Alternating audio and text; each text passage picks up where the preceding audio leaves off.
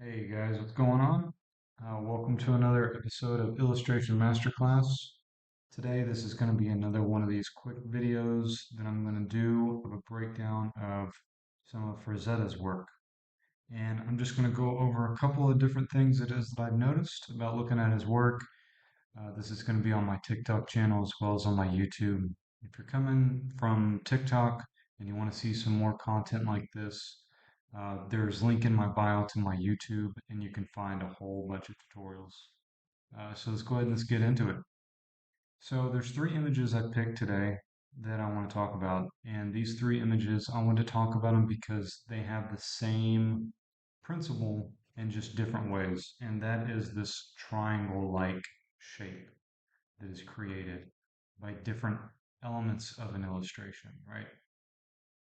The triangle is like it's like a power shape. And I talk a lot on this channel about the idea of like converging lines and about uh, different things like that, you know. So if I have a circle, I draw it to this point, but I leave this last part unfinished, and your mind fills in this last part right here, right?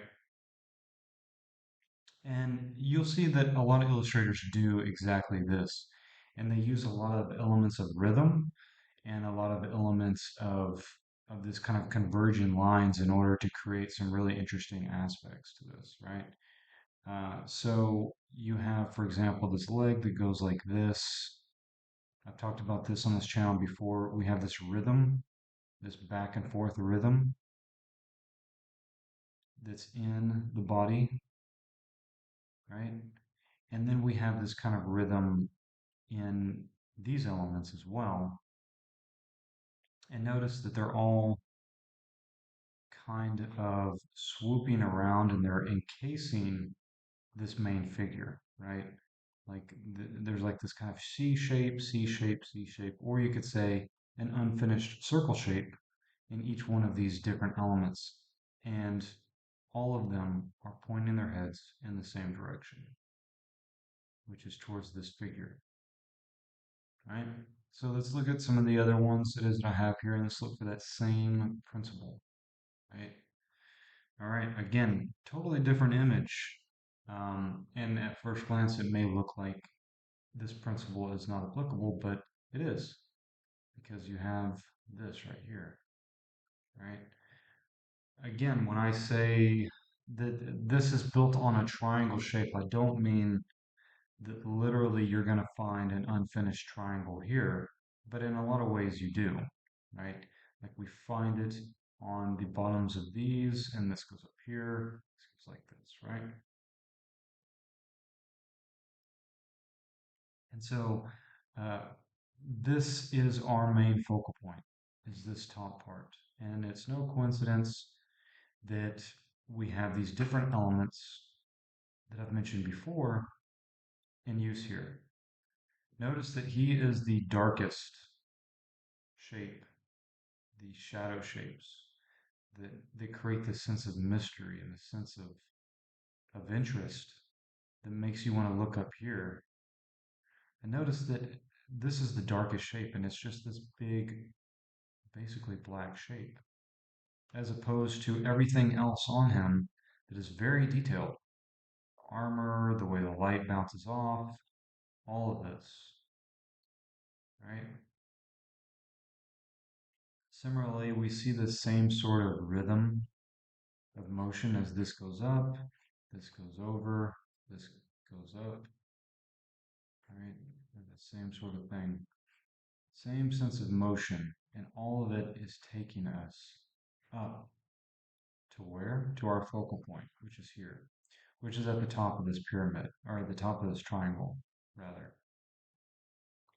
But everything is pretty much the details. If I was to draw a triangle like this, all of the details is basically kept in that same triangle shape, right? And there's not like details over here and over here and over here and just randomly put. It's like this shape that is implied in the composition is basically a scaffolding for everything to sit on. So look at this one. This one might not be applicable in the sense of the triangle shape. Actually, I may have grabbed this one by mistake.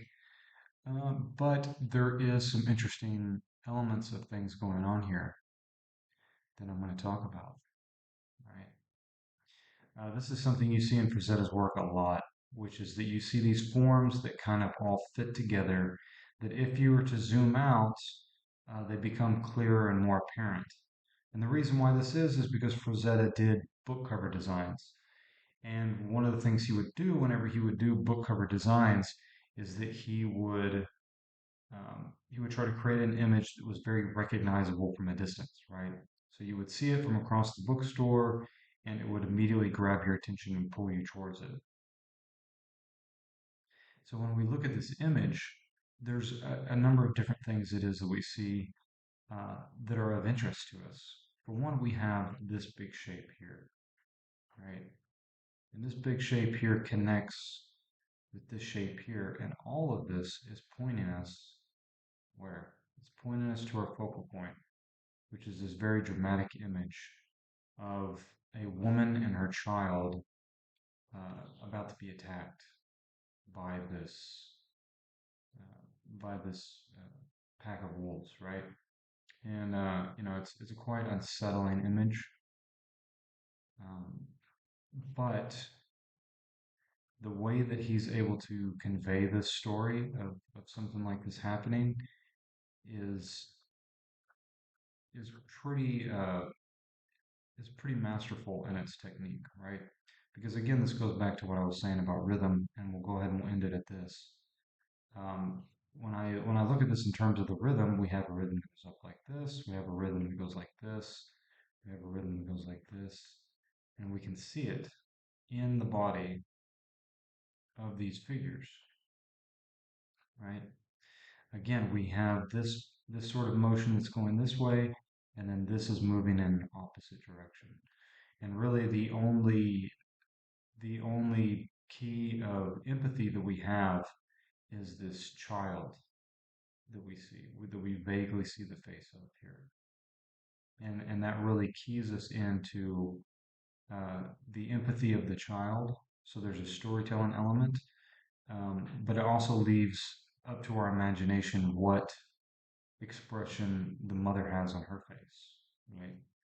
And so it's very it feels very iconic in a sense because the child is the only face, the only human face it is that we see, and so we project ourselves onto that child in this particular scene. All right, guys, that's all it is that I got for you in this episode. Like I said, this is on my TikTok, probably put it on my YouTube as well. Just a quick breakdown analysis. If you got something from this, please leave a comment and let me know.